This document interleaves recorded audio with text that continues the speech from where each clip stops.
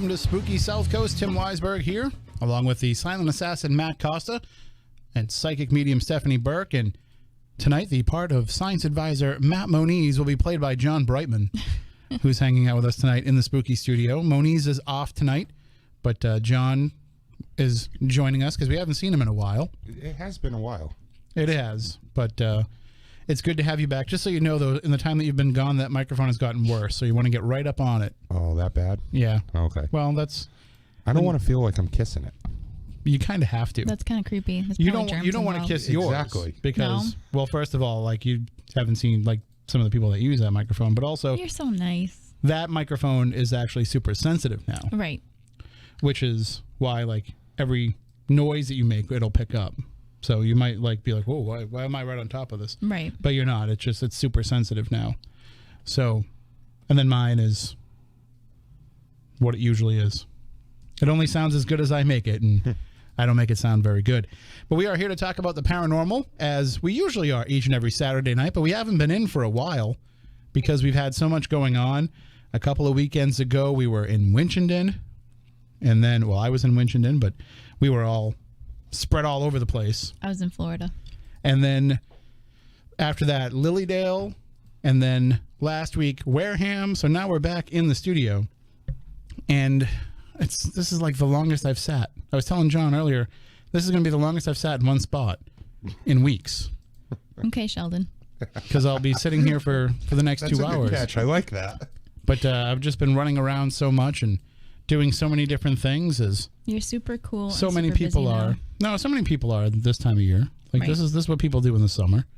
So it's nice to be able to sit and talk about paranormal stuff for a little while. And that's what we'll do tonight. We're going to be joined in just a few moments by Porter and Doogie from, well, you know them from Ghost Asylum and Haunted Towns. We're going to talk to them about the new project, Ghost Hunt Live, that was announced just a few weeks ago, or maybe just about 2 weeks ago now, I think the announcement came out. So we'll find out some of the preliminary plans for that, as well as what they have been up to.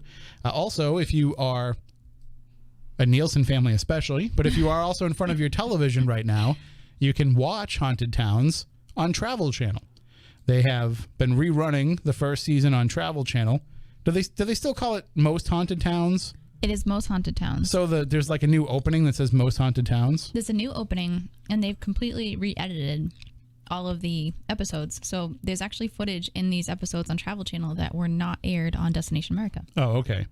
So maybe this will be the Fall River cut will be the one that I'm actually in. You might be in it. Maybe. Maybe. I'm still waiting to get the UK cut because I know I was in that one. That's right. That's right. So we'll see what happens. I don't really care. I don't need to see myself on TV. I don't like looking at myself visually. I saw it happen live, so. It wasn't that impressive. But the show itself is very impressive. And if you haven't had a chance to check it out, you can check it out on Travel Channel. And hopefully that will help bolster the ratings enough that they'll say, oh, let's go out and do some more of these. Because I know they're doing, Ghost Hunt Live, but this is kind of a special event type thing. So we'll get some more of the information coming up from Doogie and Porter coming up in a few moments. And then later on in the show, we'll play a little catch up with all the stuff that we've had going on, because there's stuff that we need to talk about. We need to talk about masturbating ghosts. No, we don't. We do, because it was pretty phenomenal. I haven't heard this story yet. We need to talk about it. That's the worst thing you could have said at this very moment. But it's true. I haven't heard the story. And I wish, not only is there a story, there's a video that you need to see. Oh, hold on, Matt. Let me turn you on. I'm going to flag us on YouTube for saying that. You will. Well, I just remembered, too, we're actually on the radio, too. So there's only so much that we can go into detail. But we do have the photos. I mean, the video available. We have video. It's on the SLS camera. And some friends of yours, John, actually were with me investigating when it was captured. Oh, so, wait a minute. I did hear about this. So when you see the footage, I'll show you during the news break. I did hear this. But for those of you who haven't seen it, you can check it out on the Spooky South Coast YouTube channel, which most of you are probably watching right now. And hello to everyone in the chat room that is watching us on Spooky TV right now. And you can see that ghost enjoying himself in a bathtub. And I will also talk about the music room ghost as well, because that was just as impressive. So we will have all of that information coming up for you a little bit later on in the show. And then we'll also tell you about some of the adventures that we've been having. I do want to discuss Lilydale a little more in depth. We don't have to talk about Lilydale. Well, you go to places I don't get to go to, so And I've never been, so I want to hear about it. I was supposed to go, and it's somebody screwed up the dates. We were No, all no, it invited, wasn't. actually. Nothing got screwed up. Nothing got screwed up. It was because of the workshop that was. It was more important that my traveling companion attended the workshop that he did. Right. And as it turns out, it was hugely important. I'll tell you about all that a little bit later on. And we'll also talk some Lizzie Borden tonight, too, because it is the anniversary of the murders, August 4th, 1892. So we are looking at, what's this, 2018? 126. So, yeah, so we will look back in time, and we'll talk a little bit about Lizzie Borden from both a paranormal perspective and a true crime perspective. And speaking of true crime, if you haven't checked out our last live episode that we did here in the studio, that was the New Bedford Highway Murders episode. It's getting a lot of buzz. People are talking about it. You can check that out on podcast or via YouTube as well. All right, well, I think we have our two guests lined up to join us, and I'm going to try and bring them both on the line, which can sometimes be a challenge, but Mercury's in retrograde. we're going to... Thanks for bringing that up now. That's pretty much guaranteeing that we're going to have an issue now. But we're doing good so far. But first, we will bring on, because he called in first, we have Scott Porter on the line. Porter, you with us? All right, there you are. And how are you? Good. And we're just going to turn you up there. How's that, Matt? Good level? Okay. And we're going to also bring on Doogie as well, who is joining us on this line. Hello, Doogie, you with us? Hey, what's up? There we go. We got both of you guys on at once, and this is always the challenge here, is being able to make sure that you guys can hear us and that we can hear both of you. But it sounds good on your end? Oh, yeah, I'm good. Yeah, sounds good over here, too. Okay. So I guess the first question is that I have to ask is, and either one of you can jump in and answer this, which episode of Haunted Towns, or Most Haunted Towns, is on tonight on Travel Channel? That's Bisbee, that would Arizona. be Bisbee, Arizona. Oh, well, that was a weird place. Doogie, I know that when you guys were out there, they had one of their usual annual festivals going on. Did you get to partake in that? Did you get to dress up in any Alice in Wonderland costumes?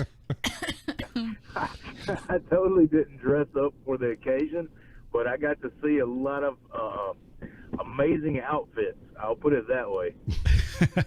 Well, Porter, it was like being in a psychedelic trip.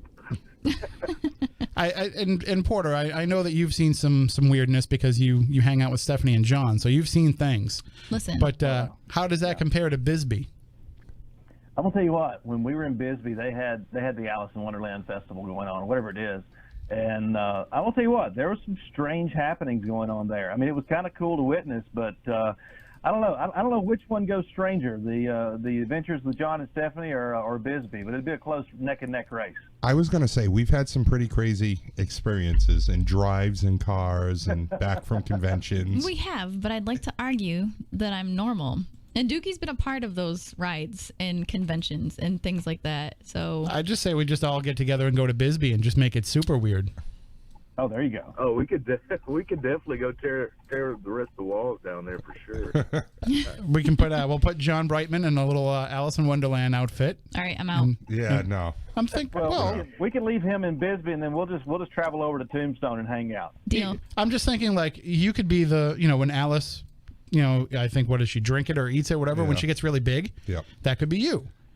So, and then I'll dress Pick up the as right mushroom. I'll dress up as Right. Alice when she shrinks. So between the two of us, we'll have, the two different sizes. Listen, this could be very, very nostalgic, considering our adventure in P-Town.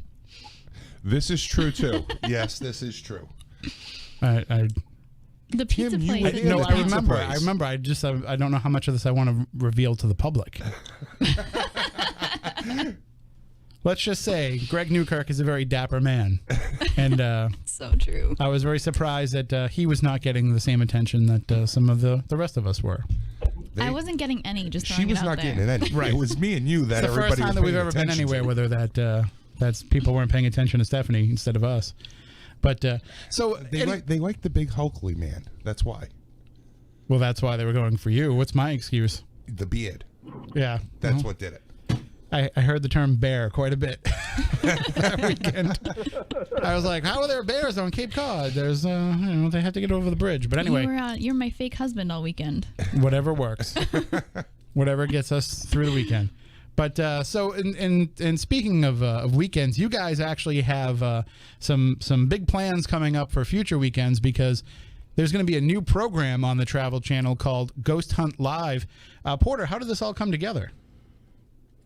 You know, and really quick, just to make sure that we have it correct, they've told us that the Ghost Hunt Live name is actually a working name right now, and that may not be the final name. But it's it's one of those interesting things where as we've been on this journey and working toward our roles in TV and our shows, it's been one of those things that we've always thought about and thought would be great at some point in time to have a live show. And of course, we did the live show at the Exorcism House out in Missouri, and that was a great success. I think that everybody wants to see what we do. They want to see it live. It takes away some of the mystery and some of the premise that something could be manipulated, because if it's live, you're seeing it with just a minor delay that's required by the FCC. But the network called us up one day and really just said, "Hey guys, we want to do a live ghost hunt show," and we were all game for it. It's like it adds a whole new set of pressure to you as as being a TV personality, but I think this is the kind of show that the paranormal world has been waiting for. And Doogie, it must be helpful too to actually have the live aspect of the investigation, because it keeps you in the moment of the investigation, as opposed to when you're filming and somebody might say hey, can you just walk into that room again? We missed that. Can you just walk in again? And it kind of take, it can somehow pop you out of the mindset of the investigation. But with going live, you've got to kind of stay, sharp and be part of the investigation at all given moments, because there are no second takes when you're live. Yeah, totally. I mean, when we're doing haunted towns and things like that, there's certain things they have to re-get. Just because they didn't get us walking into a room or something like that. But, this live show, man, it's going to be rocking. I mean, it's going to be right there with us. There's no retakes. If something happens, you're seeing it right in the moment that we are. And, but that's scary in another sense, because, how these spookies work, man. They don't work on cue. So it's like, it's like we have to try to confuse them like Brandon does, and hopefully be able to catch them on camera right then and there. Because that's the scary part about this show, is like something could happen, like the Holy Grail, or we could just be sitting there with crickets chirping. I'm hoping that spookies want to work with us and be live at the same time, and maybe to change their mood as well. Well, I mean, that is the challenge. And we've seen over the years where there have been other paranormal programs that have had live episodes. And as Porter mentioned, you guys did the Exorcism live episode.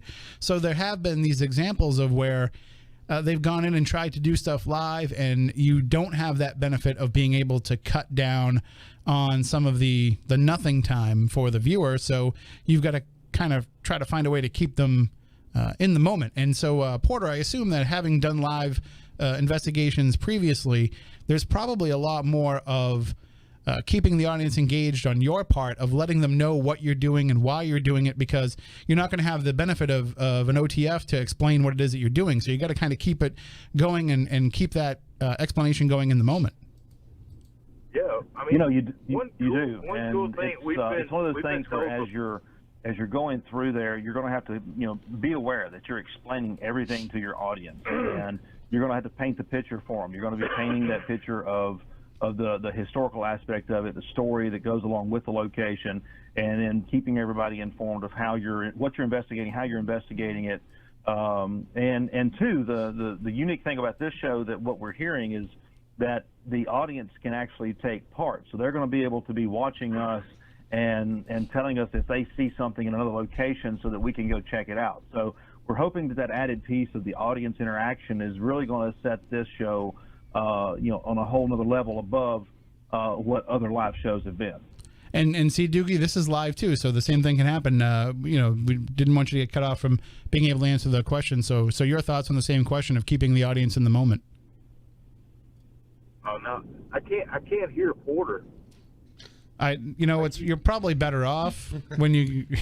Just kidding. That's probably true. It is kind of hard to get the two going over each other, but I'll try and direct the traffic as best I can. You can just say whatever you want about him though, because he can't hear you. Oh, well, I do that all the time, but I usually do it when he's around.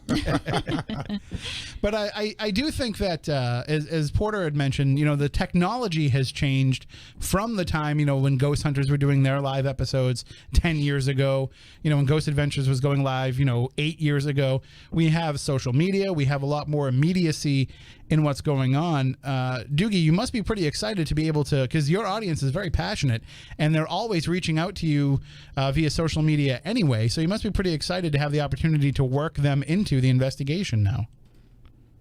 Yeah, I think that's going to be a really cool aspect of the show, that they can jump right in there, and hopefully the way this is going to be laid out, there's going to be cameras they can be watching, and maybe hit us up and let us know if they see something going on, so we can run up there and try to have some action going on. I mean, we've always been accused of being like, bulls in a china shop about the way we investigate sometimes, which always brings us good luck. I mean, you can ask Porter. I mean, we go in there and we keep moving for the most part, and I think that's what you got to keep doing is just keep going in there, investigating, moving. Sometimes it calls to sit there in silence for a while, but we've always had really good luck at just charging in and, talking to these things and making it feel. We try to make whatever these entities are. We try to make them a part of our group. You don't want to, just keep pounding them with the same questions. We try to make them feel like they're part of the group, and I think that's the reason why we get so much interaction, because we're in there actually digging, and like, hey, come on and holler at us. We're just a bunch of country boys, so let's get down to this and figure out what's going on. And Porter, I'll say this, having worked with you guys on Ghost Asylum and on Haunted Towns, it was a pretty big kind of 180 from going from the way that you would investigate the asylums, the hospitals, the jails, the places and the type of entities that you were looking for on Ghost Asylum, and then to get into Haunted Towns, where it was kind of looking for the pieces of a bigger puzzle to kind of put it all together, and probably dealing with a lot of spirits that aren't going to be combative against you, or that aren't going to have any remaining issues left over from when they were alive. And now it seems like with this live show, it's going to have to be even more of a change, because you kind of have to just be ready for whatever comes at you and be able to kind of decide in the moment how you're going to run that investigation and what kind of approach you're going to take. You really do. I mean, this adds a whole new layer of a challenge to it, because with the other shows, you kind of, like you said, you kind of had an idea of the angle that you were going, and sometimes it would change on you, and being able to work around that, as far as for shooting a show and building a show, it was pretty simple. But when you're in the live moment, you're going to have to shift very quickly, and if things are okay, and you can keep going down that road, you keep, hammering those questions or going through those questions and trying to, get to the bottom of whatever the story is that you're trying to put together. But, in the same sense, you can also run into a situation where things can, get a little sketchy. I mean, we've had, situations in other shows where, one where Brandon had a bad outcome, but, related to some of his issues there. Over in Vanderbilt, North Carolina, at Cannon Memorial, and it was nice to be able to take some of that interaction that went on, out of the show. But in a live situation, you're going to see that raw, uncut, unfiltered, interaction that may get pretty wild. So you just have to be ready for anything that's going to come up. And Doogie, the other thing too is you were talking about hoping that the ghosts work with you and that the ghosts are there and on your side during these live episodes, but also you have to worry about the equipment. There's not a lot of chance to have something fail or to have something get its batteries drained and be able to kind of stop for a moment and reset and put in fresh batteries. Like you need your equipment to really be tip top and working for you. Hope our equipment's going to some point. I think we're losing you a little bit. That's all right. Well, he can just jump back in if he comes back in. One plus side to it being live, and I'm sure everybody will either. It's not going to be good on our part because, you know, you don't have the luxury of going back and listening to a recorder later on or anything. You know, you have to do everything in the moment to get it out to people. So, you know, knock on wood, which I normally do that knocking on my head, you know, our equipment is on point, and if battery drained, maybe we have 2 or 3 extras of everything. And Stephanie, I'm sorry, you were saying? I was saying the benefit about having it live and having the audience interact is you're going to be able to get rid of a lot of those questions that you get after the episode airs of, hey, I think I saw something here. Hey, I think I saw something there. I'm sure you guys remember all the questions that you got with Devin's nose in the background. Or the nun. Right. Yeah. So I think that's going to be a huge benefit to doing something live. This is going to be revolutionary television when it comes to what you guys are going to be doing, and it's really exciting. It's kind of like Tim said earlier too. I mean, the updated times now with having so much relied on social media, Right. you know, that's the thing. I mean, you can tweet while you're doing your investigation. You can Twitter, you can, you know, do same thing, John. whatever. Tweet, Twitter. Instagram, if they wanted to take a picture Right. and show something on their social media, where before you probably couldn't because it was being recorded. It had to be kept quiet at the time. You know, now it's a totally different thing. So you're playing with a whole different ball game, and fans will like that. Well, what you're talking about too, and what you just brought up, and you guys, I'm not sure if you're able to talk about it yet or not, but locations and where you'll be, and how are they working toward keeping people away from the locations while you're filming? I don't think that we've really gotten into, you know, how tight the security is going to be, but I know that there will have to be some pretty major security around any location we're at. We're going to try to keep those sites, you know, kind of pinned down and away from the general public, so that, you know, until it's, you know, until it's go time, until we're live. But you know, the issue is going to be is that as you start building the history package and putting that together, you know, they're going to have leaks, so you're going to have people that are going to be kind of scoping out the places, but you know, we may not disclose the actual location until much later in the show. You know, give tidbits that someone may be able to put together, but we may not disclose the actual location until much later. Just to try to keep it as much of a sanitary environment as we can. I mean, I'd almost say like it's, you know, it'd be better off if nobody knows until the show does go live.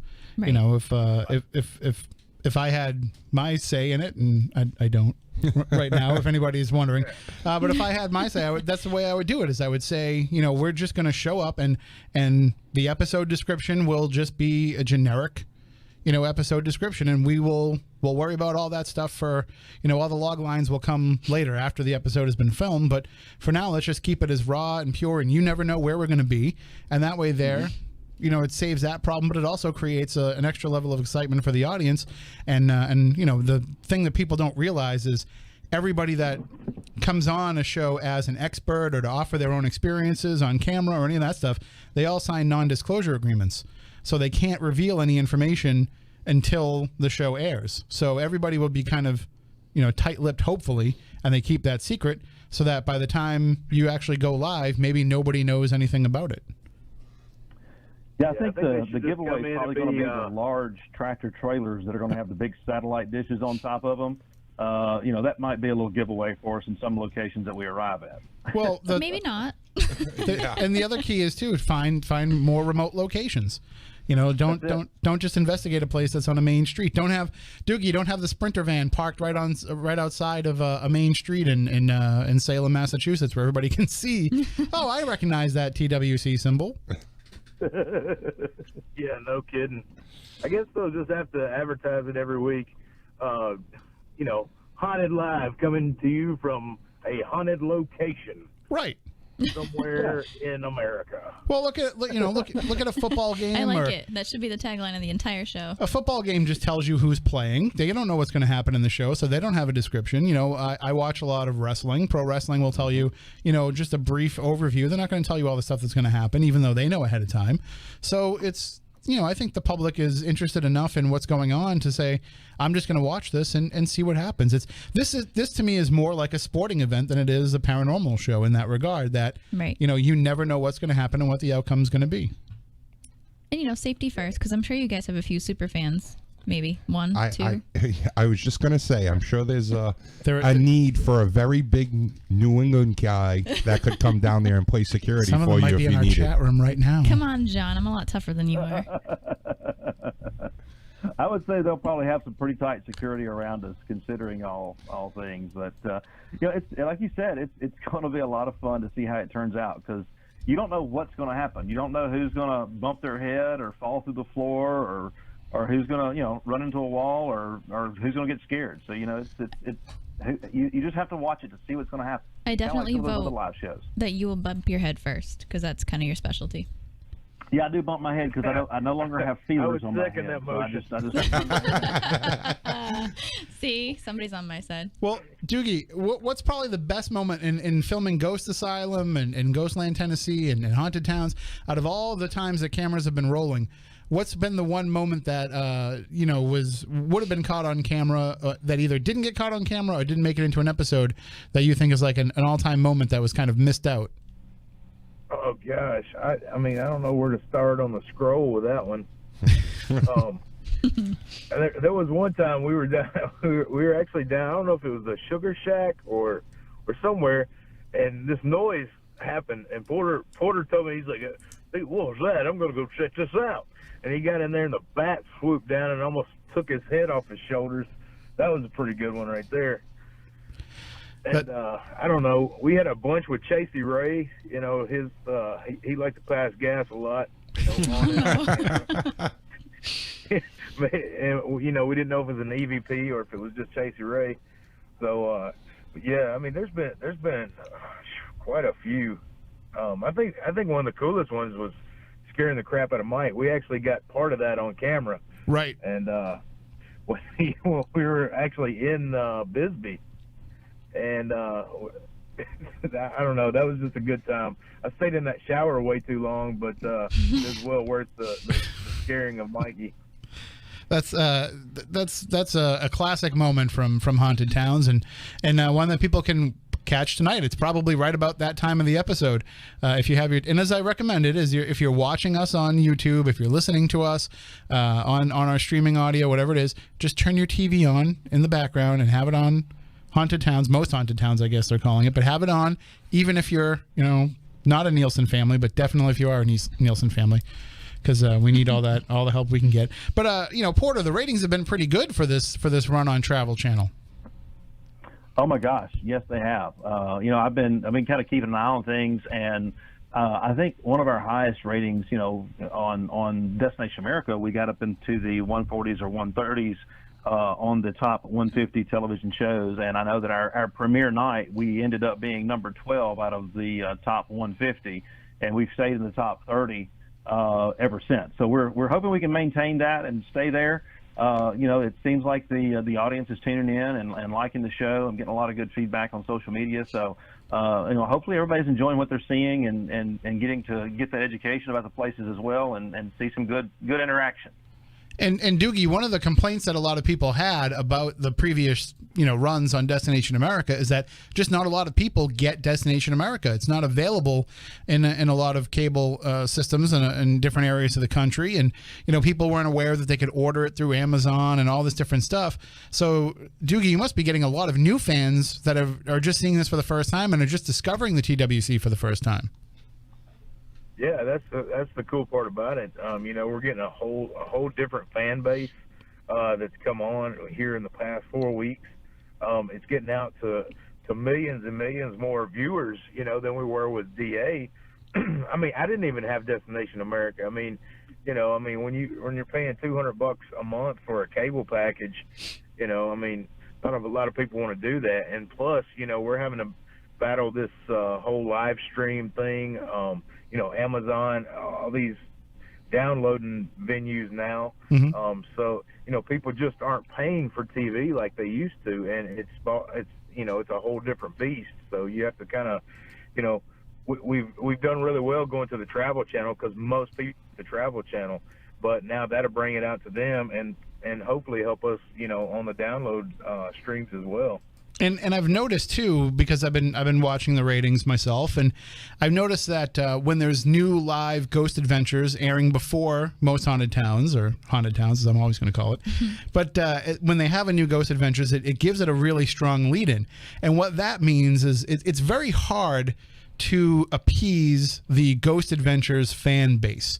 The Ghost Adventures fan base is very much into Zach and his style and what they present on that show, and they don't really have a lot of support for other paranormal shows. That just seems to have been my experience with them over the years. But the fact that so much of that audience seems to be sticking around and watching Haunted Towns afterwards, I mean, Porter, you're really satisfying some of the harshest critics of paranormal TV, in addition to winning over people that are just watching Travel Channel that would never watch a ghost show, but are, like your approach and like your style. Yeah, I think that's one of the things that really was surprising. I was hoping that we would have a good rapport and build a good rapport with the fan base out there, and I was watching. It seems as though we're maintaining and keeping and holding a lot of that audience. And people are giving us some good feedback. I mean, you still, like you said, you have those diehard fans that are supporting one show or another, and they won't support any others, and they'll post some bad feedback, and that's fine. Everybody's entitled to an opinion. But overall, it's been a really warm welcome of what I've been getting on social media. So I'm happy with the outcome so far. And the best part about it too is that, with the Travel Channel's reach, you're not only reaching new people and new audience and new perspective, but you're also reaching people who probably have paranormal locations that, maybe they watch Ghost Adventures and they say, I don't know if I'd necessarily want those guys coming into my house or into my business or what have you, but they might, they see you guys and realize it's just it's a different style, a different approach. Not that one's right and one's wrong, but it's just it's a different perspective. And so you might be getting calls from people that normally would never have thought to allow for somebody to come and investigate or film at their location. Yeah, I mean that's a big plus there too. I mean we're in 91 million or so households now on Travel Channel, which is a drastic change from where we were before. And so there's a lot more people who are taking note of the show, and like you said, they see one style and they don't connect with it, or they don't feel like it's what their cup of tea is, but they see another style and they kind of tie on to it and like it, and we're just a bunch of nice, likable guys, and I hope we are, and I hope the audience enjoys that and feels like they can relate to us, and we're more like the guys that they can just sit down and have a conversation with, and not one of those untouchables that you see in a lot of other shows. I mean, I'll break down the fourth wall a little bit here. When I was reaching out to places, especially if it's places that Ghost Adventures or other shows had been before, a lot of the times the people who are in charge of these locations will say, we've had other shows in there, and we weren't really all that happy with the experience. We didn't like the way that it came out on the final product. We didn't like the way that they came in here and the way that they did things, which doesn't. I'm not saying that what they did was wrong, but just, some people are particular and they don't really like certain things. But my approach was always in trying to convince the people to let us in, is I would discuss the personalities of the Tennessee Wraith Chasers. I'm like, but these guys are different. These guys know when they go to your place. Just as an example, and I don't think Jill would mind if I talk about this a little bit, but Jill was very gun shy a little bit in McDonough, Georgia, to tell her parents that she was allowing this television show to come and film in their home. It was very much a smoothing over process with her parents, and we basically were able to say, listen, these are 5 Southern gentlemen that are coming here. These are guys who are going to come into your home and be very respectful of the fact that it is your home and that they're only staying there for a little while to do this thing, and that you're the people that have to live with what happens afterwards. And I know that after you guys left, they were just raving about the experience and raving about having you come in there. But if it wasn't for your personalities and for being able to say that those are the type of guys you are, then you probably wouldn't gotten in there. And Doogie, I'm sure you encounter that a lot, where people are worried about having somebody come in, and then once they meet you, they realize, you're just a bunch of nice, respectful guys. Yeah, I mean, I think that's the reason why we have such a loyal following. We've had, and Porter can vouch for this as well, we've had a lot of people say, you guys are totally different than I thought you were going to be. I was like, well, what do you mean by that? Well, you guys are nice. It's like, yeah, we put our pants on just like you do every morning.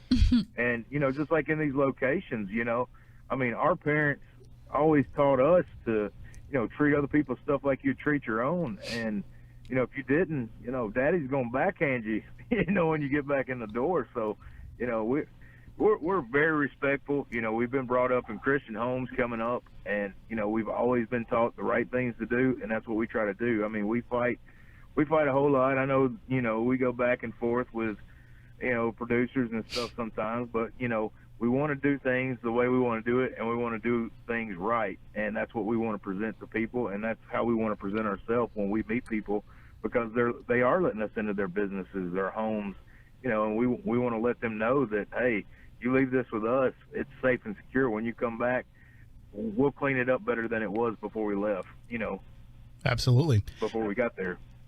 And I know we probably can't give away too much information about what we can expect from the new live show, but for those who are wondering, it is a new show and kind of a new concept for the TWC, but you guys are going to be working with, the same production company that you've been working with right along, and actually working with some of the team members that you have worked with previously. So there's going to be a real synergy amongst the cast and the crew for these live shows, Porter. Yeah, it is, and that's the beauty of it, is that we're bringing back the a lot of production management and the crew that we worked with on doing the Exorcism Live. So we all have worked together in a live environment before.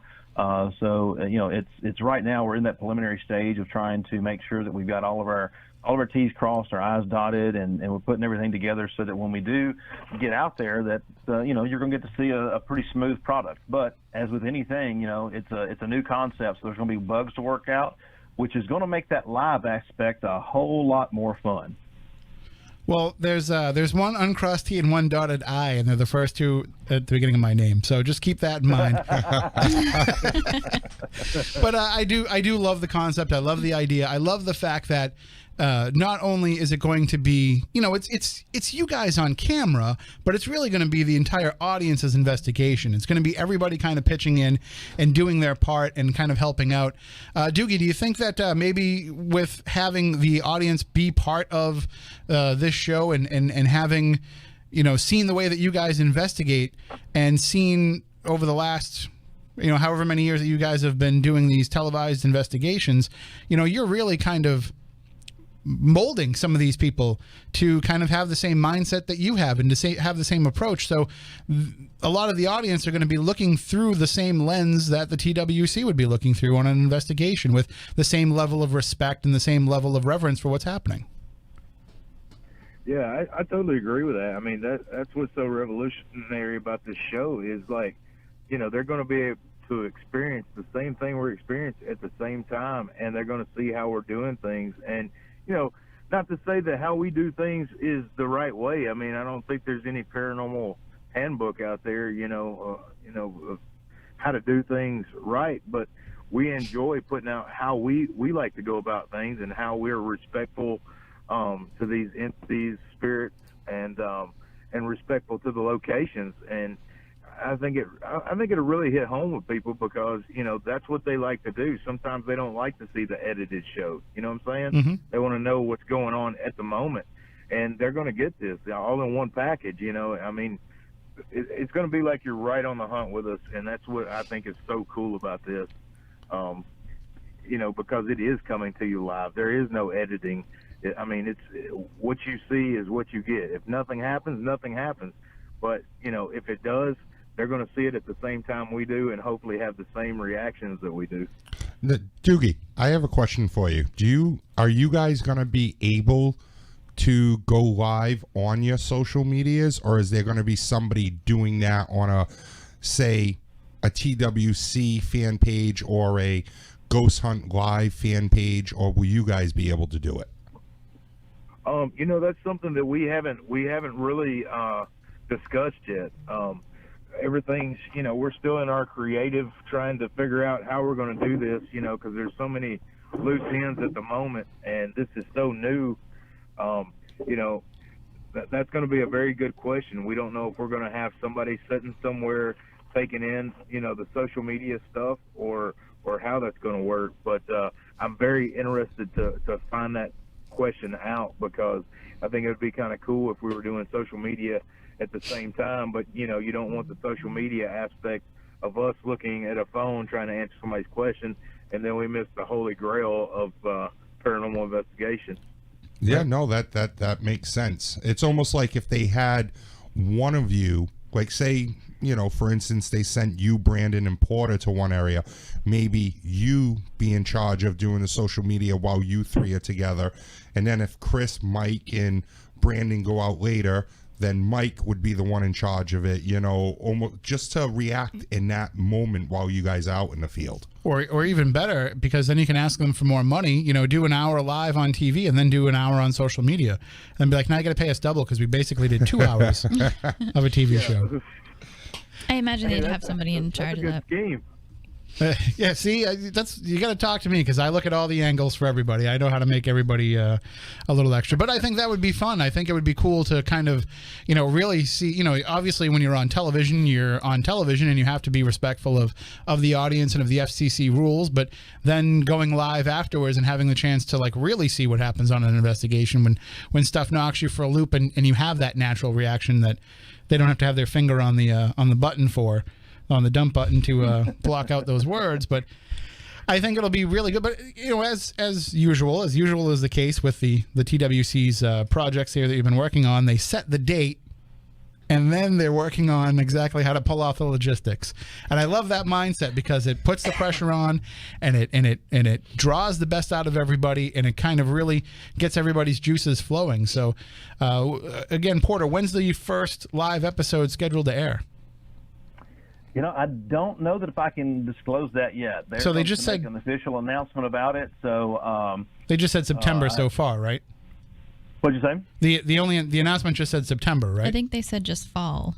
Oh, okay. Yeah, fall. Yeah, the announcement said fall. So we're in that process right now, and I think in the next week or so they're looking at trying to set that date in stone, and then they'll put it out there. So once that's out there, then we'll know exactly what our short time is to put this thing together. I thought I saw one of the announcements said that it'll pick up right when this run of Most Haunted Towns ends, and I don't think there's that many episodes left, so that can't be. Somebody needs to call Travel Channel and ask them why they didn't air the Lizzie Borden episode on the anniversary of the murders.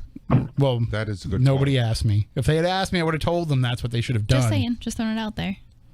Yeah. But the same thing. Good thing to do. The same thing happened last time when it aired on Destination America. They didn't air it in time for our event that we were doing that same weekend. It would have been perfect. Somebody call them. Mm-hmm. Right. Figure this out. Before we let you guys go, I want to talk to you guys a little bit about your appearance up here at Plymouth Paracon, because we're actually on Real Radio for those that don't know. But we don't just air on YouTube Live, but we reach the local audience here, and people are going to be able to get a chance to meet the two of you when you're here for Plymouth, which will be September 21st and 22nd. 22nd. The entire, yeah.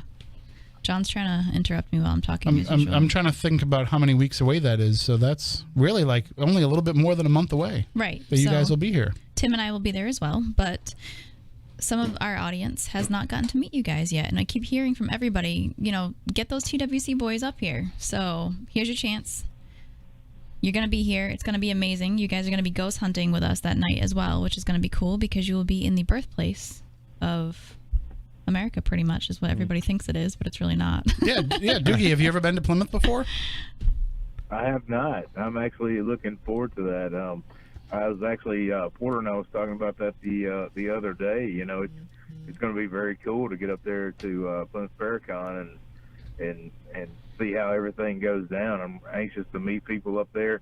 We've been up north, a few times, but it's it was always fly in, shoot, fly back out, and you never get to really anchor down and meet people and let them see your personality. So yeah, I'm really anxious for this event coming up. And I can't wait to show you guys some of the haunts around Plymouth. And again, anybody that gets tickets to the Plymouth Paracon will be able to take part. There's going to be a ghost hunt. Yes. There's going to be tours going on. There's going to be all kinds of stuff that will really tie you into the ghosts of Plymouth. But Porter, I know that you're as much of a history nerd as we are. You're going to love just some of the stories behind some of these places. I do have to apologize, though, that the Mayflower will not be there when you come. But don't feel so bad because it's not the original Mayflower anyway. It's a reproduction from the 1950s. But we can take you to Plymouth Rock, which is not the real that rock. exciting. It's not even the real rock. See, no, I asked the inside source, and they said it was the real rock. It's not the real rock. Then where is it? They don't know what rock it was. They just picked the biggest rock they could find on the beach. I know, and then everybody kept chipping away at it, and then they had to stop. They got really lucky that the pilgrims landed on a rock and that just happened to have this nice, fancy structure built around it. All right, I'll make a deal with you guys. I'll take you wine tasting before I bring you to the rock. What about Plymouth Plantation? No. Why? We can take them there, but it's also not authentic. It's not authentic. It's close. Now, see, what's going to happen reproduction. is she's going to take us to get wine, and then we won't even know what rock we're on. We'll be standing on some kind of pebble and be like, "Yeah, this Plymouth Rock, this is great." It's going to be so much fun. Listen, look like a bunch of idiots. All that really matters is that you take them out for some good food. I want to take them for good food, for sure. There's lots of great seafood if you like seafood. There's lots of great restaurants in Plymouth. So it's beautiful. It really is. Especially that time of the year. Fall in New England is just amazing. But we're going to be right on the water. It's going to be beautiful. So I can't wait to have you guys up here and do all kinds of fun stuff. And you'll be sleeping in the haunted hotel that's right next to a cemetery. So, nothing that you're not already used to. We do things big up here. Even a bonus. Sam just said we're going to T-Bones on Saturday, September 22nd. I've heard about T-Bones. I've never been, though. We're going to have to see. Okay, guys, listen. This is the only good barbecue you can really get in Plymouth is T-Bones Bar and Grill. And they used to do this whole pig challenge that they took off the menu. I will see if you guys are down with this. I will see if they'll bring it back for that one night only. The whole pig challenge. It's not. You don't have to actually eat a whole pig, but it's a pretty good amount of barbecue. I'll watch. Oh my gosh! I was gonna say, there's no way I could eat a whole pig. No, it's not the whole pig, but they just call it the whole pig. You feel like a whole pig after you're done eating it, but maybe if anybody wants to take part in that, we can bring it back. That one, I won't do it because I tried it once and I didn't even come close. I don't do pork. So. I don't do pork either, but I'm still looking forward to going to T-Bones because I've never been there. And I've heard great stuff. You guys are just wrong. You're just wrong. They must have burgers and stuff. Ribs, pulled pork. You guys are just wrong. And it's about that time. It's the other white meat. It's keto. I was going to say. It's keto. Sam actually just said in the chat room, will that work with the keto diet? I don't. Probably not. No. All right. Well, we'll definitely have a blast when you guys come up here, and I'm sure we'll be talking to you before then. But again, everybody stay tuned for the live show coming up, but also watch Most Haunted Towns, or Haunted Towns as we like to call it, on Travel Channel every Saturday night. And of course, it's right at the beginning of Spooky South Coast. We don't even care if you want to watch the show and then join us for the second hour. We won't be offended. The show is that good. So thank you guys for joining us and for keeping us up to date with all of your adventures. Thank you for having us on, man. Appreciate you. All right. We'll talk to you real soon. Have a great night. See you guys. Have a good one. Bye, guys. That is Doogie and Porter from the Tennessee Wraith Chasers, and I'm pretty excited to see where things go. Hopefully, I can see from an inside perspective, but if not, I'll of course be watching every episode along with everybody else. And I'm just sorry that I've been running around so much that I haven't had a chance to be home or be here during the actual rebroadcast on Travel Channel to interact with the fan base, because normally you do. I do. I love it. I love chatting with people and giving a little bit of inside tips and all that kind of stuff. So if if you just go and follow me on Twitter at Tim Weisberg, you can go back and see some of the little inside information that I offered about, because not everything gets onto the show. And sometimes there's really interesting nuggets of information, little tidbits that just don't make it into the episode, that it's really cool to kind of share with the audience. And then most people write back and be like, who is this smartass that thinks that he knows everything about this TV show that I'm watching? Just this weirdo that may have wrote the show. They don't know that.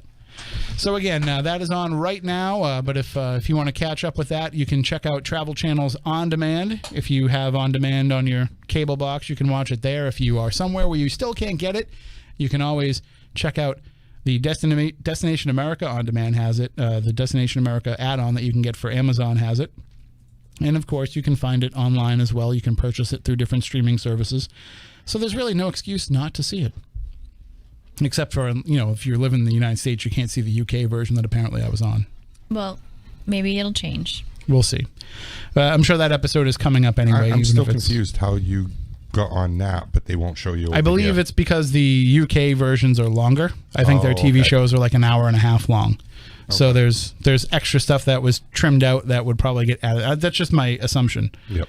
But of course, if anybody out there is in the UK and you have a digital copy of that episode, you want to send it my way, much appreciated. I just want to see how stupid I looked. Not like it's weird seeing yourself on TV. Not like when I filmed Ghost Lab and I never even made the cut. It's super weird. Isn't it? I usually put like a hood on and like hold the blanket up to my eyes just in case it gets really bad. Then I have to not watch myself. The Ghost Lab episode I actually had, there was like a newspaper article written about it, and we promoted it here on the radio station on multiple shows, and then it came time to sit down and watch the show. No Monies. Nope, didn't even make it at all. Really? That's your boys. Yeah. No, it's not their fault. They didn't edit it. Well, you know what's funny though? Well, we got about 10 seconds. Somebody told me, go YouTube your name. There's videos of the guy from the Haunting episode that I did. His audition videos are on YouTube. And auditioning to be you? Yes, and it's absolutely freaky. You don't even pass that audition. Right? We'll be back with more.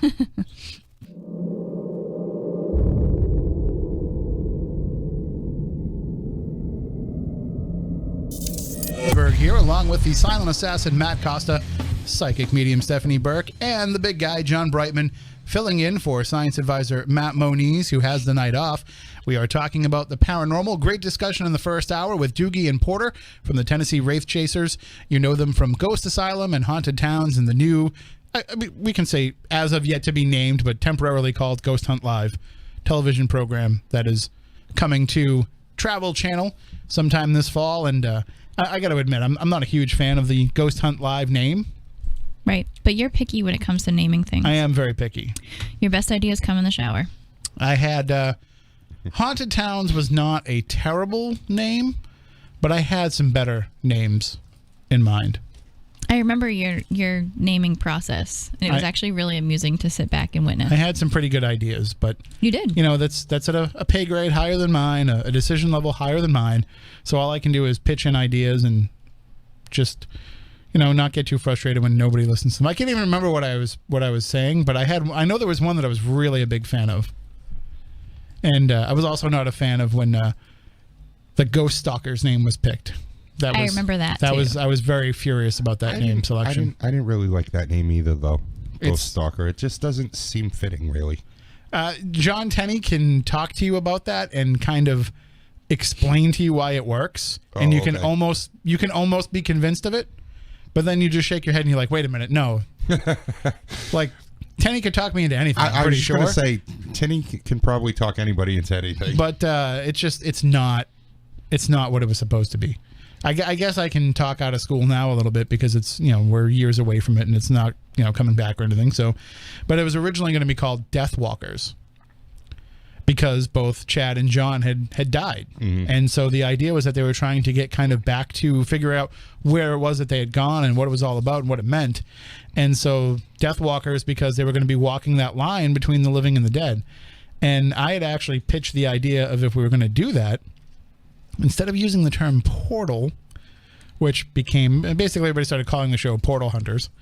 But if instead of using that word portal, we would have talked about walkways instead. Mm-hmm. Because it's a walkway to get from that area to our area. I said, here's a way to kind of, put a new word in the vernacular so that it doesn't have the negative connotations that portals have with a lot of people. And maybe we can, we can figure it out and, put this out there as something people could say that could be a new term. And just like lockdown was a new term when Ghost Adventure started using it, all these phrases, the reveal that Ghost Hunter says, which to this day still pisses off Chris Balzano because he says reveal is not a noun, it's a verb. And he's right. But that's that's what I was hoping for with that. And then when they said, the show's going to be called Ghost Stalkers, I was like, that's terrible. Who's going to watch that? Who's going to watch a show where it sounds like you're stalking ghosts? But I don't know. It's not your decision, right? It was not. No. Let's just say that at least now when you talk about ghost stalkers, people know exactly what you're talking about. So, the name worked in that regard. Anyway, so we are talking about the paranormal, and I do want to talk a little bit about Lizzie Borden tonight because it is the anniversary of the murders, August 4th, 1892. But I just want to kind of catch people up on a few things, where we've been, because we've been all over the place, and some of the stuff that has happened, because, we like to share our adventures with you, and I know that not everybody is happy with me after our promise of having a live from Lilydale episode a few weeks ago, but I will explain as to exactly what happened with that. I do want to let everybody know first, though, have you heard about these shirts, John? These t-shirts, Parabox? No. Paraboxmonthly.com is the website. And they have these soft, very soft, I had one on a few weeks ago, very soft, silkscreen t-shirts that have these images on them. So you would have loved the shirt that I was wearing because it was the St. Augustine Lighthouse. Okay. But in that shirt, there is a puzzle that you have to figure out. And I've been looking at the shirt for a month now, and I still can't figure out the puzzle. But they have themes to these shirts. They have collections: ghosts and haunted locations, UFO encounters and aliens, cryptozoology, folklore and legends, urban legends, all these different themes. And so you order these shirts, and when the shirts come to you, you get a little bit of a little card with a bit of information about the location on the shirt and what it all means. And then you have to kind of solve all these puzzles. So you can actually sign up to get these delivered to you, and the Loot Crate type stuff. A box comes to your house every month. You can order month to month. You can order 3 months. You can order 6 months. You can cancel anytime, so it's not like you're stuck buying every shirt that comes down the line. But they've got some stuff, man. I've been on their website, and we're talking about some of the themes that they have, but they have so much more. They have a whole line of Art Bell shirts. Really? They have a whole line of Amityville shirts, which anybody that knows me knows I got to get my hands on some of those Amityville shirts. So you can get these, and you get a new shirt every month. And they're great quality shirts. They hold up in the wash. They feel great when you're wearing them. And you can get 10% off your order if you use the promo code SPOOKYLIVE when you go to paraboxmonthly.com. So I highly recommend getting the shirts just so that you can help me figure out the damn puzzle. I will definitely have to check that out. Because I am not figuring it out, no matter how hard I try. But definitely want to get my hands on some of those Art Bell shirts, on some of those, and I know that some of the L Gabbers are in the chat room tonight. And if you are from the Kingdom of Nye, if you are fans of Barther L and of that whole group, you definitely want to get some of these Art Bell t-shirts. So again, paraboxmonthly.com, and you can use the promo code SPOOKYLIVE to get 10% off.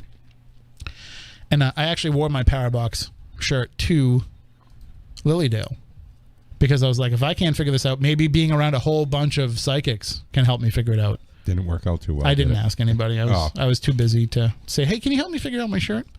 But I know that we had promised that there was going to be a live episode from Lilydale, and we tried to work everything out as best as we could. I had contacted the folks in charge of Lilydale, and I said, where are we broadcasting from? And they said, you're going to be broadcasting from the library. I'm thinking to myself, oh, library must have high-speed internet. And so I said to them, do you have, internet in the library? And they said, oh, yeah, we've got full Wi-Fi. So, you'll have no problem connecting to the internet. You'll be the only ones in the library, so it's not like anybody's going to be leeching off the network. The library will be closed, and it's a closed network, so you should be fine. So I think somewhere in my mind, I assume that having Wi-Fi meant that there must be Ethernet somewhere in the building, right, Matt? That's would think that. It's a pretty safe assumption because, if you have Wi-Fi, something's got to be feeding that router. Mm-hmm. Well, when we got there, first of all, we're in the library, so we need to use the big conference table because we're going to have multiple guests, and the lighting wasn't great, so I was a little bit concerned about that not being great quality, just because it's a library. It's an old historic library. So we're moving tables around and trying to find different spots. And I go to test the internet, and I can connect to the internet, but I can't stream. It's just not powerful enough. So I say, okay, all right, maybe if I go directly into an Ethernet port, we'll be fine. Can't find an Ethernet port anywhere in the library. They have a computer. And so I go over to the computer, and I'm looking on the floor for the Ethernet port. Nothing. The computer is on Wi-Fi. Oh. All right, okay. So then I go and we move the whole table. We move the entire giant table to the hallway where the Wi-Fi is, so that I can plug into the router directly. That still doesn't give me enough signal. So now we really don't know what to do. I'm trying to find where the Ethernet port is that's feeding that router, and I can't figure it out. Finally, I come to the conclusion, I figure out what's going on. They have DSL internet through a phone line with an adapter that's going to the router. Oh. So they just have DSL quality internet. And so I said, you guys know that that's not the same as having Ethernet, but they have a historic building there, so they haven't been able to put Ethernet cable, wired Ethernet in there. So this was the best that they could do, was, basically adapting that phone line into having Wi-Fi. So if we go back, which we're talking about possibly going back there and making this an annual thing, but if we go back, we'll just have to find a different location to broadcast from so that we can actually stream live. So we do apologize for hyping that up and saying that we were going to be there. We did not mean to kind of drop the ball there. I set up hours in advance so that we would be able to do what we were doing and have no issues, and it ended up not being strong enough of a signal. So we recorded the show. So if you missed out on it, it is available on our YouTube channel, and you can watch it for yourself.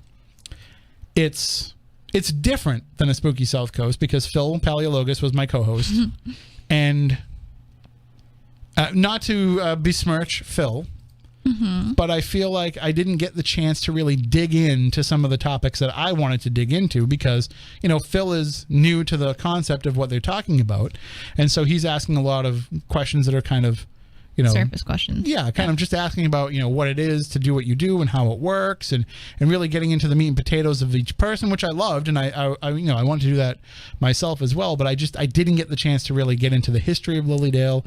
I didn't get into the dynamics of Lilydale, which was what I was really fascinated with, was how it works, because I'm sure that, most of you have probably seen the documentary No One Dies in Lilydale that was on HBO. Fantastic documentary. And I went back and watched it after I had been. So I'm like, oh, I know all of those folks now. Those are all my friends. Gerda, who was one of the stars of that documentary, gave me my reading, which I think is actually my first real reading that I've ever had. Official. Yeah. I mean, other than like maybe you picking up on little things here and there, but like sitting down for half an hour and having somebody read me. Right. And so that was pretty intense. And I actually have the fork in my office that she gave me. She had a fork that she had bent, and so she gave it to me, and she said that she wanted me to have that, so I put that in my office, and then she gave me a spoon. Okay. And she said, you're going to bend the spoon. And she said, she wanted me to like twist it, not like just bend it, but she wanted me to have like the whole stem of the spoon be twisted in circles like a corkscrew. And she had ones that were like that. And she's like, if you do this right, you're going to be able to do that. And I'm thinking to myself, there's no way I'm going to be able to bend a spoon. And I was focusing on it all weekend. And I'm basically they say to rub it. So the skeptic in me is saying, if you're rubbing the metal of the spoon, you're heating it up, and that's going to make it more malleable, and then you're going to be able to bend it. It didn't work like that. I tried as hard as I could to warm that thing up as much as I could. I put it in the heater of the car to try to warm up the metal to see if that would help me bend it. It didn't make a difference. It made it a little bit easier to bend, but not to the point where you could twist it. You could just kind of bend it like that. So after the show was over, we went to the Spirit Cafe after the show, which is just a tent where they serve up food. Had an Impossible Burger, superb. And then we went back to the room. So I'm still feeling pretty jazzed up from everything that's been going on. So I say, I'm going to just lay in my bed, and I'm going to play with my spoon. Awesome. So as I'm laying there and I'm kind of, messing around with the spoon, and I'm like, instead of rubbing it, I'm just going to kind of just focus on it. And I just sat there and kind of put all of my thought into the spoon. Then I said, well, if ever it's going to bend, now's it's going to bend. And it just felt like butter all of a sudden in my hands. It bent. Really? But the problem was I bent it, like an L shape. I hadn't twisted it. So, which is fine because I was starting to feel like I would be able to do that. But by that point, I had stressed it. And so when I went to actually grab it and twist it, You broke it. to bend it, I broke the spoon, the rounded end off of it. And so then I was cutting my hand trying to actually mold the stem, so I had to stop. But lesson learned, I learned, not to bend it L-shaped first. Even though it was easy to bend, don't do that. So I have not gone and gotten more spoons since, but I'm just going to go over to the dollar store and buy, you can buy like 3 metal spoons for $1. Or I'm going to pick some up at a yard sale or something and just, mess. Like Gerda had a whole big bucket of silverware that she just messes around with. But I didn't think I was going to be able to do it, and I was. And I have some friends that live out in California who are regular spoon benders and do all kinds of crazy designs and everything. They told me, like, when you do it and you do it right, it feels like butter in your hand. It just bends. Yep. So I don't know. I'm gonna try it. I'm gonna try and do more, and I'll try it on the show sometime. Have you done this? Yeah. Really? It was pretty fascinating. So You can manipulate anything with energy or your mind, and that's the point of it. But forks, spoons, candle flames, you do a lot of different things. everybody's making spoon jokes at me because I am Big Spoon. For those of you who have been on the cruises with me. Speaking of cruises, just want to let everybody know the Wicked Waters cruise, special deal, huge special deal, going right now. If you've been waiting to kind of reserve your spot, they've dropped the price of how much you need to put down. Right. So instead of having to put $50 down, you only have to put $25 down to reserve your spot, and it's a refundable $25. So if you decide that you can't make it and things don't work out, you can always get that $25 back, but it's only $25 down to hold your spot for our cruise next May. Stephanie, myself, Porter, and we're going to have quite the crew. We already have quite the crew. Yeah, just some of the people who were already signed up to go. Like, this is going to be a party boat if there ever was one. They better have a lot of Jaeger for me. Oh, you're going too? Yeah. The party just got even more wild. I purchased my tickets the first weekend that they went on sale. So yeah, it's gonna be crazy. The $25 deal, if you want to get that, you have to go to wickedwaterscruise.com, and you have to put in either Stephanie's code, Stephanie, or Burke, right? Burke for you, or my code, Tim, or you can put in Porter's code, Porter, but you're listening to Spooky South Coast, so you want to pick one of us.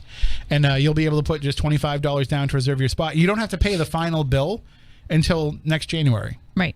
So what I would suggest is, if you really want to go, log on right now to wickedwaterscruise.com, put in the promo code Burke or put in the promo code Tim, and pay your $25 down, and then just put it on your Christmas list to have Santa Claus pay the rest of it off for you. And then there you go. It's a good deal. It is. And with that, just to reiterate, we've talked about it before, but just to reiterate, you get to pick 2 amenities with that purchase. Like when you sign up for the cruise, you get to pick, and of course one of those is the unlimited drinks package, because we're going to be on the Norwegian Gem, sailing. Sailing. We'll be flying. We'll be flying, all right. But we'll be flying by the time we get out of port. But sailing from Boston to Bermuda through the Bermuda Triangle. But, to get there, it's 3 days at sea. So what are we going to do during those 3 days at sea? Well, we'll have some fun. We'll have some paranormal stuff going on. But we're also going to, party and drink. You know what I want to do on this one that I didn't do on the other one because it was just too much going on. I didn't hit up the buffet enough. See, I would prefer to only eat in the buffet on the cruise, just because you can get in and out. Right. You don't have to spend time waiting to sit. But I ate once there, and that was it. Yeah. See, I'm not a big fan of the dining room. Really? No. Like, it's nice to go and have one fancy night out, but I don't want to go to the dining room on a regular basis because I don't want to wait, and it takes a while for them to come and bring you the courses because they're serving so many people at one time. Oh, no way. Ours was that was it. I'm still not doing a fancy thing. I don't get dressed up. It's not a fancy cruise. No, you don't have to be fancy to eat there. No. You can you can't wear your bathing suit, but it's casual you can just wear cruising. shorts and a shirt and I forget what they call it, freestyle cruising. Yeah. Oh, okay. But no, the dining room. I'd rather just get my food and my dessert, everything all at once, and just sit down and have it in front of me, so I can just eat it and get on and move on to the next thing. It's because you're impatient. I am. But we had a time that we had to be there. We had assigned tables every single night. We went in at the same time. We sat it down at the same time. They brought that food immediately as soon as we ordered. That's not going to be me. And it was I don't want any assigned times. No? You can assign me like when you want me to give a lecture or something, or when you need me to like introduce I'm just somebody. saying, I didn't have to wait around. But like the rest of the time, I don't want to be. I'm on cruise time. Okay. Whatever happens, happens. Whatever, like Party Tim's coming out. you need me to be on the deck at 9 o'clock on the night we're going through the Bermuda Triangle so we can do a UFO watch. I'll be there. And I will wait to drink until after that. But the rest of the time, you never know where you're going to find me. You never know where you're going to run into me. I don't sit in my room. No. I don't hang out in my room. I only saw my room to sleep. I don't go to shows. You know, I'm out and about and I'm around the ship, and you're going to find me, and we're going to have crazy adventures together. So even if we're just playing shuffleboard, we're going to have some sort of crazy adventure. Shuffleboard. Will you be taking part, Stephanie, in UFO sightings No. and Hell no. looking for No. aliens? Come on. Well, we don't look for the aliens. We don't want them to land. We just want to see We them in don't the sky. want them to land. We just want to see them in the Okay. sky. And I'm gonna see if Andrea Perrin will teach me her song before then, or at least give me a recording. No. I think we're gonna have to. I think so. Have to do it. But anyway, go to wickedwaterscruise.com if you want to take part. If you want to join us, it's gonna be a blast. It really is, and it's a great deal. I mean, getting, like I said, 2 amenities for that price. You get to choose. You can choose the unlimited drink package, which I recommend. Yeah. Even if you're only going to drink a little bit, you want to do it because the average cruise ship drink price is $16. So you don't want to go on there and buy And 20 drinks over the course of a week and then realize it when would have you been get- cheaper if I just got the or when you get back to port, oh wow, I got $1,000 bill from drinking. right. And the package is like so worth prepaid. it. Yeah. So you don't have to worry about it. And the tip is included and all that kind of stuff. So that's a highly recommended one. But if you don't want to do that, you could do the unlimited dining is another choice where you can eat in every restaurant. Now, the buffet is free. The main dining rooms are free. They're all included with your cruise price, I should say. But there are a couple of restaurants where it costs extra to go and eat. One of them is, I don't know what they have on the Gem, but on the Dawn, they had a Mexican restaurant. They had a steakhouse. Do they have a hibachi? They had a Brazilian rodizio Google on the it. Norwegian Dawn. Google it. Norwegian Gem. Busy right now. You can take away like 3 seconds from your text message. Your options for your amenity packages, and you can pick 2, is ultimate beverage package, prepaid service, Wi-Fi, dining package, or $75 onboard credit. Don't bother with the Wi-Fi. Disconnect yourself for a week. You'll be much better off. We did on the last one the ultimate beverage package because it's so worth it. It's, it covers soda and everything else.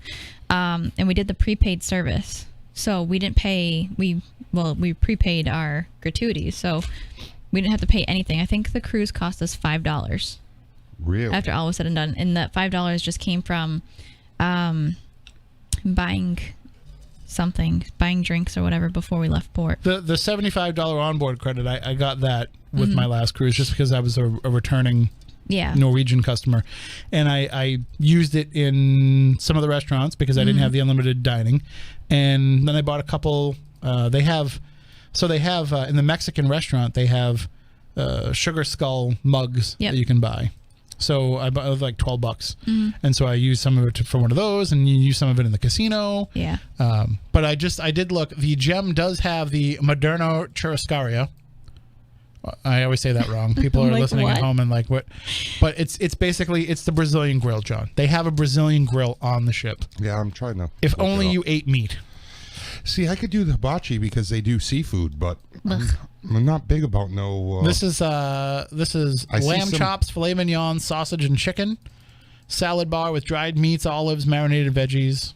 Alongside with salad, there's mashed potatoes, fried bananas, rice, and I'm beans. starting to get hungry. But there's They got a place called the Blue Lagoon.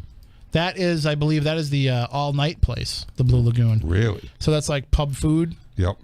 So at the end of the night, after all the the bars have shut down, and you've done all the drinking that you can possibly And you're do, starving.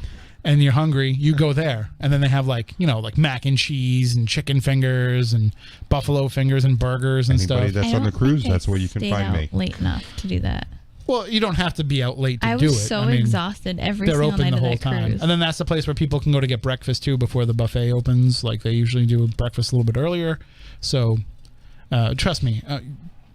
Stick with you. Yeah, stick with me. it's easy to get overwhelmed your first cruise. I've never been on one. You will definitely get that's overwhelmed. why. It's certainly easy to get overwhelmed, but stick with me and I will show you. I've got cruising down to a science now. This will be my third one. So basically, like if I go to anything, I develop a strategy because I'm just anal about it like that. So I've got a strategy, and by strategy I mean I just know how to get the most fun out of each day that you can. Right. That being said, I did spend one whole day of the last cruise just laying in bed. Did you really? I got wicked hungover because I went out. Basically, I wasn't even planning on getting off the boat in Bermuda because there's so much to do on the boat. Right. So that when the ship, you should say ship, not boat.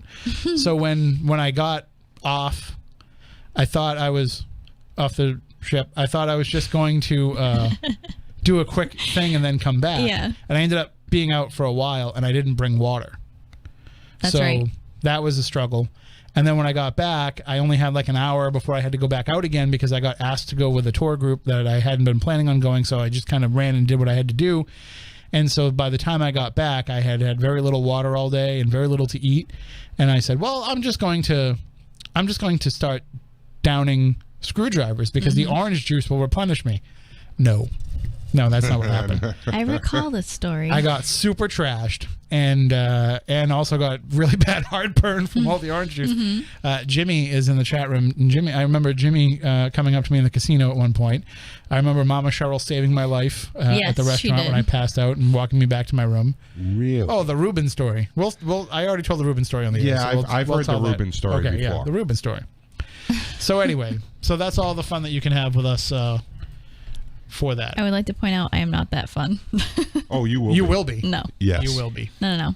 Jimmy wrote Reuben sandwich in the chat room. Me, Tim, Porter. No. Yeah. It'll be a blast. So she doesn't have to partake in all the stuff that we do. She can just watch and be there when it happens. I can't hang and drink like you guys do. But don't let this body fool you. I only need 2 drinks and I'm done. Oh, I know. I've been with you. You should have seen me when I was dancing to Bruno Mars in the dance club. I've seen you dance before with Candace. I danced quite well, and I no dancing for me. And karaoke too. That'll be part of the events. It has to be. Anyway, I'll do the karaoke with you. So I was mentioning the Lilydale episode. If you've missed out on it, I'm also working on. I'm going to be filling in on Midnight in the Desert for Dave Schrader a couple times coming up. He's going to be, and for those of you who listen to us on the Dark Matter digital network, of course, you know the Midnight in the Desert show airs every weeknight at midnight Eastern time, but it's the show that Art Bell started with the network, and now Dave Schrader is the host, and so Dave's going to be taking some time off, and myself and Tim Dennis will be his fill-in hosts, kind of alternating, but he has a couple things coming up that Tim Dennis is going to be at both of those as well, so I'm going to be stepping in. So August 23rd and 24th, I'll be hosting that show, as well as some shows coming up in September or October as well. So what I'm going to do is I'm going to talk to Michelle, and I'm going to see if we can set up a Lilydale episode for one of those nights and really get more in depth with it. So I pitched a few guests as well, but basically I'm just kind of filling in on their show. So I told them whatever you want to throw at me, I'm ready for it. So we'll let you know when those shows get closer. But again, August 23rd and 24th, I'll be the fill-in host for Midnight in the Desert. If you're not a subscriber to the Dark Matter Digital Network, you can do so for just $5. And anybody can hear the show live for free, but the $5 a month gets you access to all the archives. You can hear when I was on a couple weeks ago with Dave, when we're kind of just having some fun going back and forth and talking about some of our thoughts and feelings about the paranormal world. And speaking of thoughts and feelings about the paranormal world, we have a caller on the line. If you would like to call into the show, 508-996-0500, 877-996-1420 is the number. Good evening. You're on Spooky South Coast. Hello. How are you doing, Ross? I got to put you up over here, too, because I didn't slide that pod up. We are Spooktacular. How about yourself? Are you thinking... Sorry, go ahead. No, I'm Spooktacular as well. I'm, hey, what can I say? I'm out here at a beach tonight, so. Well, I was going to say, are you thinking Halloween already? Are you thinking October? Are you thinking paranormal Christmas? A little bit of everything, and I have to say, you got my mind going about the Quiet Waters cruise. I do believe, me and a certain someone are going to be in need of a honeymoon. I was thinking that would be a perfect fit. Yes, I think it might be as well. You know, the best thing about Norwegian or any kind of cruise is you don't have to have a designated driver. No. Well, I mean, we have one. You need to get back to your room, my friend. We have the captain. I hope the captain's sober. That's not hard to find your room. Yeah. I don't know. On a Norwegian. Well, I mean, the worst part that, you know, like the worst thing that can happen is you need to ask somebody to help you find your room. Right. Yeah. But there's always people willing to help you. Exactly. So, and hey, we're going to be in, you guys are going to be in the Bermuda Triangle. Going right through the heart of it. It's going to be quite an event. I don't know. This might be a little bit of a hard sell, but I think it might be well worth it. Well, I mean, I forget the date. When's the big day? February 23rd. Yeah, so that gives you plenty of time to, you know, this isn't until May, so it gives you plenty of time to kind of, you know, calm down from everything and then really have a week where you can just let loose and enjoy yourselves. Or, you know what, the honeymoon from the honeymoon. This is true. Yeah, that might just be. Well, what's wrong with having two honeymoons? You know? Absolutely. There's nothing wrong with that. And just remind your beautiful significant other how much we enjoy her company and how much she loves us. I mean, you're not going to get to have us on your first honeymoon, so you might as well have us on the second one. Well, yeah, I mean, you know, I don't know that France is in the. It sounds like France is in the stars, so that might be just as fun. This is a good deal, and like we said, you only got to put $25 down per person, so you know you can reserve your spot, and if you change your mind, it's refundable. Sure, I'll definitely look into it because the you know, Norwegian cruises are the best. They have the best crepes. I have not had them. They have Nutella crepes. Oh, really? I'm not a crepe person. I don't dislike them, but I've had bad experiences. I love crepes and I love ever, Nutella. I don't ever get up early enough for breakfast. I don't usually either, but crepes sound very good, and I love Nutella. Can they get delivered? Oh, yeah. Breakfast goes to like 10:30, 11 o'clock. You're not up Can for I that? deliver crepes to my room? I think you can. Like, I Maybe purposely, the Blue Man Group can. just purposely, because of how good Nutella is, I go to the dollar store and they have the little Nutella packages. Yeah. And I buy them by the case and bring home with me. I see you learn something every time you listen to the show. Right? Call in. Well, It's all about snacks, my friend. All about Yes, snacks. yes. I have yet to get those T-shirts to you guys. I have quite a few band T-shirts that I need to get rid of, and all different sizes. So I'll have to. nothing describes the Spooky Crew better than all different sizes. That's us. Well, and also I want to say there's also, for people who've been asking us about Spooky South Coast T-shirts, there's some listeners who reached out and said that they have recently purchased a screen printing machine and that they're putting out some stuff and they want to send us some samples of different stuff. Like they're looking at mugs and different things like that. So we might have some merch coming up. Good. Hey, if you ever need anybody, I know plenty of people. I'm sure John does too. We've got pins for sale. I know that. We've got plenty of Spooky South Coast buttons. Cool. I think the stickers would be a hit too. Yeah, we're talking about some different stuff, but you know, Cool. we're also we also just our minds wander and we forget about things. Okay. Hey, I understand it. I'm looking forward to Plymouth Paracon. It's been a while since I've had any kind of and been to any events, but I'm looking forward to it. Well, you missed a great time in Winchendon because you've never seen a masturbating ghost before. Don't let him fool you. I wasn't there, so you missed nothing. I don't know. A masturbating ghost is a pretty big deal. So This is true. I would, yeah. have you seen the video, Ross? Have you seen? I watched a few clips of it. Did you I've been did you feel like very voyeuristic watching it? yeah, it was a little. Yeah, I don't know how I quite feel about it still. So. Well, I'll tell you how I feel about it. I think it's hilarious. Yeah, I know you've been promoting it. Right? I'm like, ghosts are just like us, because that's what I do when I'm in the tub. Oh Why do you my think I love baths so God. much? TMI. I'm kidding around. Oh, God. Everybody knows. You know what I do in the tub. I already told you what I do. You sleep. I read, and then I fall asleep, and then the book falls in the water. Ooh, that stinks. At least it's not a Yeah, that's book or horrible. We got to get you one of those trays that go across that like hold the book up. I tried doing it with a Kindle, but that didn't work out so well. Yeah, I would say that Ooh. would be an expensive loss right there. All right. Well, thanks for checking in, Ross, Yeah, no problem. and anything we can do to help sell sell the future missus on coming with us on the cruise, we're happy to do Tell it. her $50 sure. get your cabin all together. That's a good price. And if I'll let you know if we got any shows or anything coming up. We just produced a pretty well-to-do video.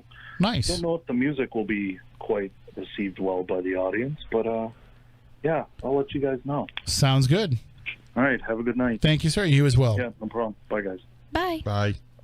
So I guess I do have to kind of discuss this a little bit because I've been talking about it. Wanting to all night. So here's the deal.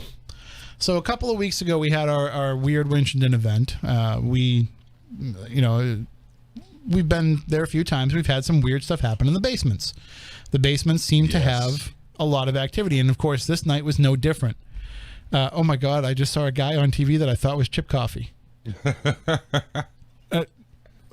There was somebody sitting at the table on that commercial that looked just like Chip. Anyway, so in Winchendon, there's two mansions across from each other. There's the Murdoch Whitney house and the Isaac Morris house. And I was very excited anyway because this is the first night that we've gone there for an investigation that the ice cream shop was still open. So it was really cool that everybody got to go over and buy themselves a sundae and help support the ice cream shop. And it was really good ice cream. But even while we're doing that, Nate and his dad were going and checking out the basements because you know how Don is. Don's just like, whatever you guys want to do. So they were checking out the basements and they were telling us that already they were getting activity. So that seemed to be the hot spot that everybody was running to. But at one point, we're in the, I guess they call it the music room or the main parlor or whatever in the Murdoch Whitney house. It's the room that when they gather everybody together, it's where everybody gathers together. Right. There's a piano in the room. And one of our investigators, Crystal, had the SLS camera. And she's walking around. She had just gotten it, I guess. So she's only had it for a little while. So she's walking around with the SLS camera. And she happens to point it at the piano. And there's a figure standing in front of the piano. And it looks like it's playing a violin. And you can see one hand moving the bow and the other hand playing the chords. And its foot is tapping in time with what it's playing. So like, well, that's really cool. It looks like there's somebody playing the piano, playing the violin. And then it switched and it looked like it was playing a floor bass or a cello. It's pulling the strings down here and playing the chords up here and still tapping its foot in time. Pretty cool. Then it moves to a trombone and it's holding one hand and sliding the other hand out, slide trombone and tapping its foot in time. So we asked if any of the investigators knew how to play any music and Roger, who has been at a few of our events lately, Roger can play a little piano. So Roger sat down and started playing the piano and the stick figure on the SLS camera started playing the violin in time with what Roger was playing. And so Roger starts experimenting and he starts slowing down. And if he slowed down, the stick figure slowed down and its foot tapping slowed down. And if he sped up, it would speed up. The stick figure always played in time with whatever Roger was playing on the piano. It was fascinating. And you can see the whole video up. You can see it up on our YouTube. Matt's running the masturbating ghost right now, but you can see the stick finger kind of playing along. So we thought that was going to be like the catch of the night, and it was a really good catch. The appropriate catch of the night. Certainly was. So then we're down in the basement, and you know that when we're in the basement of the Murdoch Whitney house, and anybody that's investigated with me knows I love to turn every device off, sit in the dark. That's when you're going to see these shadow people coming at you, and you will see tons of them in this basement. So we turned off all the lights, and Crystal had her SLS camera running. And Crystal's deaf, so she can't participate in the same things that we can. When it's completely dark like that, she's kind of out of the loop. Yes. Because she can't see. Jess was there signing for her, and you can't see. And so she needed to use the SLS camera because that was the way that she could interact with the investigation. So I just thought to move her to a different area would help so that the light wouldn't be blocking everybody else. Plus, we had heard earlier in that night, there's one little section of the Murdoch Whitney basement where there's a wooden ramp or that leads up to a doorway. And we had heard something on that ramp earlier in the night. So I said, that's a great place to go set up that SLS camera because maybe we'll see something walking on the ramp. And so when we went into that little area, we saw something standing next to the ramp. There's a stick figure standing next to the ramp. And after a few moments, it disappeared.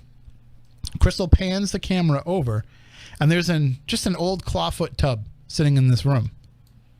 But when she pans over to the tub, there's a stick figure sitting in the tub, just kind of relaxing, and it looks like it's taking a bath. Okay, I know that these SLS cameras, especially the ones that most investigators have, because they're not the Bill Chappell ones that are, developed with the high-end cameras. They're just people adapting those Xbox commercial cameras. Yep. So they have a lot of false positives. They have a lot of stick figures that just appear out of nowhere. But when I'm seeing stick figures that are actually interacting with the environment, like the one playing the instruments and tapping its time with the music that somebody else is playing, or when I see one lounging in a tub, literally lounging in a tub, I'm thinking to myself, there's got to be something to this. So as we're sitting there watching this thing lounging in the tub, it just casually takes its left hand and starts washing its nether regions. And it gets a little bit more intense with it. And you can tell by the way that the stick figure is mapped and the way that it's articulating, you can tell what it's doing. You can tell that it is... How can I put this in a way that's appropriate for the radio? Let's just say the hand movements and the arm movements are consistent with what we thought was going on.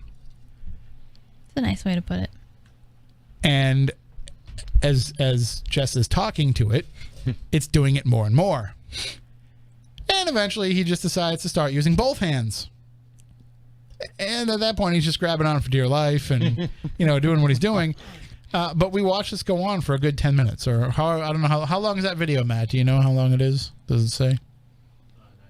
Yeah, so, basically 10 minutes. Yeah, 10 minutes of watching this ghost play with himself. Yeah.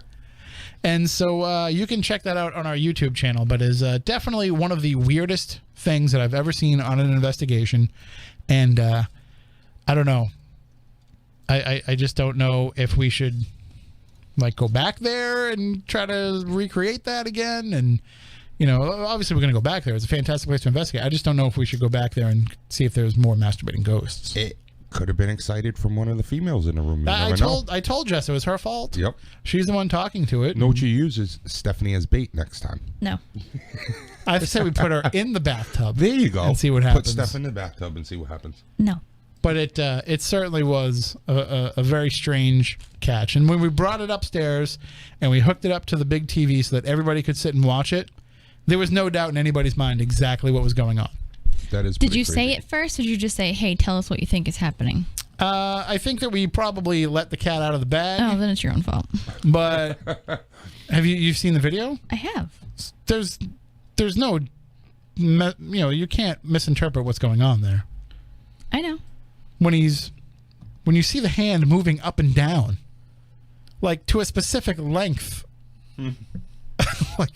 I'm trying to keep it clean because we're on the radio, but right. I'm just saying that some people might not see it that way. You got to let people make their own decisions. I think that I don't know. I mean, you have to have never seen anybody do that in their life to know that, to think that it's anything but that. But anyway, you can check it out for yourself on the Spooky South Coast YouTube channel. I also wrote a story about it on SpookySouthCoast.com, so you can read about it and check it out for yourself. And maybe you can give us an idea of what else it could possibly be that isn't that. So at least we feel a little bit better about it. But I don't think you're going to be able to. So we do have just about 7 minutes left in the show. I did want to talk a little Lizzie Borden. And I know that, we said we were going to talk about it more tonight, but we talk about Lizzie Borden frequently on the show. Yeah. And so you can always go back and check out some of our archives to hear our thoughts. But I do want to see, John had brought up the trailer for the movie. Mm-hmm. And I think you've had the chance to see it. I haven't watched it yet, but I saw it was everywhere today. So yes, and we have it up. If you check out fun107.com, it's on there.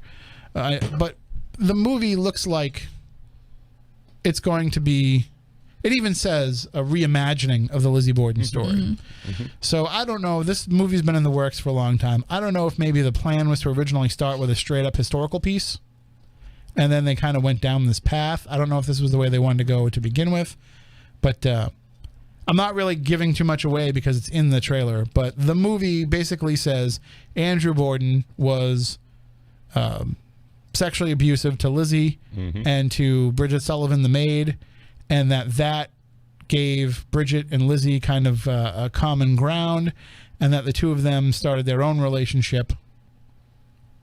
If you get what I'm saying. Yep. And one of them might have been in the bathtub. Oh my God. Oh my Anyway, but so they started their own relationship, and that connection between the two of them is what fueled the murders. And so basically, they have a scene in the trailer where it looks like Lizzie is committing the murders in the nude, and Bridget's standing right next to her watching in the nude. So basically really saying weird. like the two of them were right there beside each other the whole time and worked this whole thing out together. And so obviously we're never going to know what happened, so everything's going to be an interpretation. But Right. This bothers me like the Christina Ricci movie, where it's just they're trying to find that salacious aspect of it to kind of make it stand out. Right. So you didn't like the Christina Ricci work? I did not.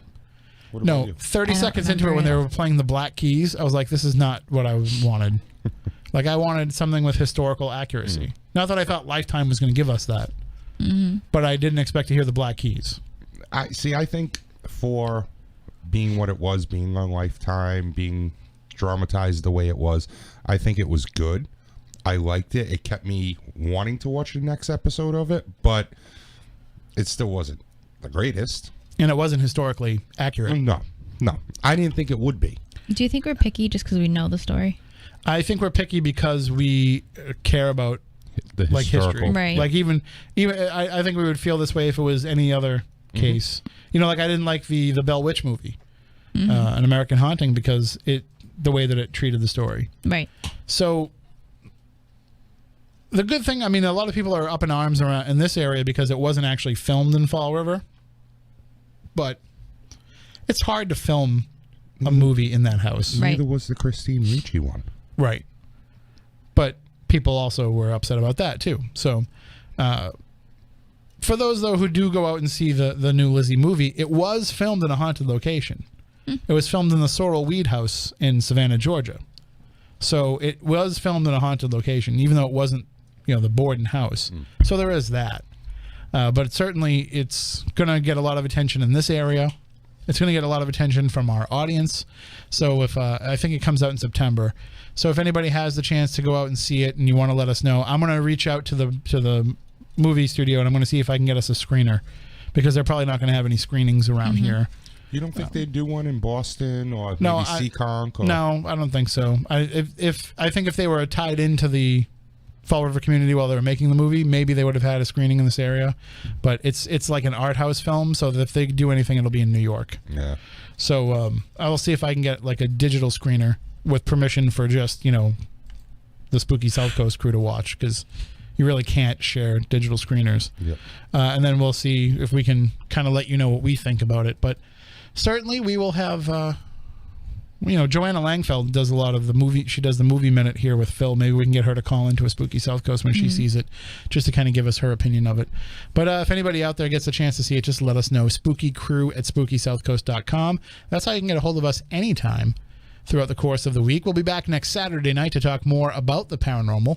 And you can always catch all of our previous shows on YouTube. You can catch them on iTunes. Matt, we fixed the iTunes problem for the most part. We've been having issues for the last couple of months. Our podcast service has fixed the issue. Yep. After their diligent efforts, they fixed our podcast feed. So everything is should be up to date. If anybody does have any problems, I think TuneIn is still down. Okay. But I think that's on TuneIn's end. Yeah, they're so I don't think I've gotten an email back from them. And the archives are working as well, the ones past the last 100 episodes? Yep, everything's up and running, and so far so good. Because most of that's the thing about our podcast service, most of them don't have 545 episodes like we do. Right. So that's where we run into some issues from time to time, is when they change things around, we end up getting lost in the shuffle because we have so many episodes. Right. I think there's a technical issue that we were having that I think was specific to what we were doing, that I don't think anybody else was having a problem with. So it's something on our end that we were messing up? I think so, but it wasn't our fault. Are you sure? Because I'm the one that uploads it, so it probably was our fault. Don't blame us. Everyone out there, don't blame us. We didn't do it. Well, either way, it's all fixed. And, of course, you can get all the episodes. Stitcher's a great way to get them. You can hear the rebroadcast on the Dark Matter Digital Network every Tuesday. And of course, we look forward to bringing you a brand new show next Saturday night, when we'll be back to talk more about the paranormal. Lots of cool stuff coming up in the coming weeks. And we're going to be here every week until at least the Plymouth Paracon. So plenty of fresh new shows coming your way. What'd you say? I won't. Well, that's your deal. But somebody will be here. Somebody will be here to talk to you about the paranormal, even if we just have to make Moniz come in on his own. No. Be like, hey, Moniz, you've been here for 12 years. Figure out the buttons. All right, so until next time, for Matt, for Moniz, for Stephanie, for John, I'm Tim. We want you all to stay spooktacular, and we want you all to reach out to us during the week and let us know where you're listening from. Spooky Crew at SpookySouthCoast.com. Stay spooktacular.